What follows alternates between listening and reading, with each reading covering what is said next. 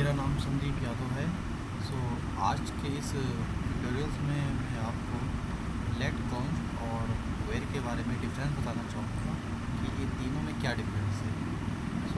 First of all इसके लिए हम पहले तो चलते हैं अपने जावास्क्रिप्ट के कोड पर। First of all I will go to the any JavaScript online compiler. In this case I will go to here. Here we will define here the difference for both or for three. Let's start. First of all I will be start here where a equal to, for example, where a equal to 5. अगर मैं इसके अंदर a की value को 54 अगर set कर देता हूँ तो इस केस में अगर मैं फिर से अगर a where a equal to 65 करना चाहूँ तो डैट इज़ पॉसिबल है। डैट मीन्स कि मैं कहना चाह रहा हूँ आपको कि var a equal to 54 means variable आपका रीअसाइन और redeclaration both are the possible in var case.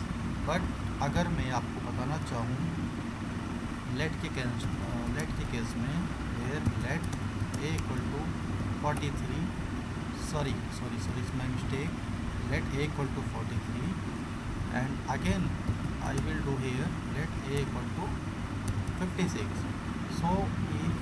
In this case variable का नाम भी मैं आपको बताना चाह रहा था इसमें लाइक दिस। अगर मैं क्या करना चाहूँगा कि इस केस में मैं अगर फिर से जैसे कि मैंने डिफाइन कर रखा है कि लेट a इक्वल टू 56, इस केस में ये होगा कि रीडिक्लेरेशन और रीअसाइनेबल। मैंने क्या किया है कि इसके अंदर 2 टाइम्स मैंने वैल्यू को रीडिक्लेयर एंड रीअसाइन 2 टाइम्स कर रखा है। अगर मैं ट्राई करना चाहूँ variable of a console dot log A, in this case I will get the error. I can say मैं कहना चाहूँगा कि इस केस में मुझे एरर मिलेगा because you can't reassign the variable like this, you have already been declared. This is the reason for this. But yes, अगर मैं यहाँ से let कीवर्ड हटा देता हूँ और अगेन मैं वैल्यू को अगर ओवरराइट करके रीअसाइन करना चाहूँ देन इस केस में हम कह सकते हैं कि ठीक है हम let वाले केस में वेरिएबल को रीअसाइनेबल एंड कर सकते हैं बट इनिशलाइज नहीं कर सकते 2 टाइम्स। अब आप देखेंगे 56 की वैल्यू आपको नहीं मिल पा रही है, ठीक है। तो ये है दूसरा। और तीसरा डिफरेंस अब हम समझते हैं कॉन्स्ट के अंदर में। कॉन्स्ट के केस में भी अगर मैं आपको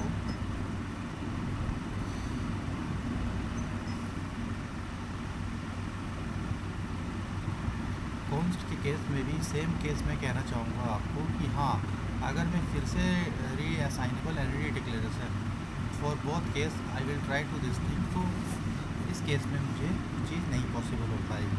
बट हाँ अगर मैं कॉन्स्ट केस में रीअसाइनेबल भी करना चाहूँगा एक specific integer numbers accept array और ऑब्जेक्ट को छोड़ करके, तो that is not possible here. But yes अगर मैं एरे और ऑब्जेक्ट के बेस पे इस चीज़ को मैनिपुलेट करना चाहूँ तो मैं कर सकता हूँ। That is a difference here. I hope कि यू कैन अंडरस्टैंड मैं आपको क्या बताना चाह रहा हूँ। यही मेरी तरफ से डिफरेंस है कि मतलब कि लेट, कॉन्स्ट और वेर में इतना हम कर सकते हैं चीज़ के अंदर, ठीक है। और एक डिफरेंस मैं और बताना चाहूँगा कि block level of scope. Block level scope क्या होता है कि जब हम किसी लेट और कॉन्स्ट में कोई वेरिएबल हम ब्लॉक लेवल पे स्पेसिफाइड करते हैं, जैसे मैंने ये ब्लॉक मैंने क्रिएट कर दिया है, तो इस केस में अगर मैं लेट की वैल्यू को a इक्वल टू 5 करना चाहूँ और अगर इस वेरिएबल को मैं बाहर एक्सेस करना चाहूँ तो दैट मीन्स कि आई कांट एक्सेस, मैं एक्सेस नहीं कर सकता। एक तो ये डिफरेंस है कि ये ब्लॉक लेवल ऑफ स्कोप है, ठीक है। अगर मैं जैसे ये स्कोप को हटा दूँगा यहाँ से और देन मैं अगर एक्सेस करना चाहूँ तो ठीक है मैं इस केस में एक्सेस कर सकता हूँ।